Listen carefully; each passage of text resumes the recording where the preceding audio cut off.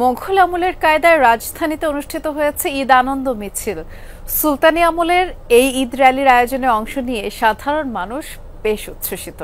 ঢাকা উত্তর সিটি কর্পোরেশনের আয়োজনে সুলতানি মোঘল আমলের কায়দায় ঈদ আনন্দ মিছিল শুরু হয় আগারগাঁর পুরাতন বাণিজ্য মেলার মাঠ থেকেই।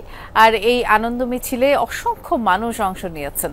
মিছিলটি আগারগাঁয়ের প্রধান সড়ক দিয়ে খামারবাড়ির মোড় হয়ে মানিক মিয়া এভিনিউয়ে সংসদ ভবনের দক্ষিণ প্লাজার সামনে গিয়ে শেষ হয়। বিভিন্ন ব্যানার, ফেস্টুন, বাদ্যযন্ত্রের সাথে উৎসবের স্লোগানে মিছিল থেকে ঈদ আনন্দে মেতে ওঠে সাধারণ মানুষ।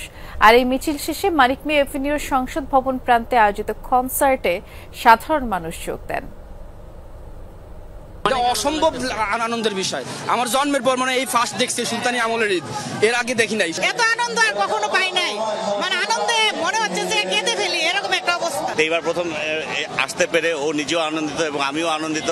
আগে মুঘল আমলে যেভাবে ঈদটা উদযাপন করা হতো, এটা নাকি সেভাবে হবে।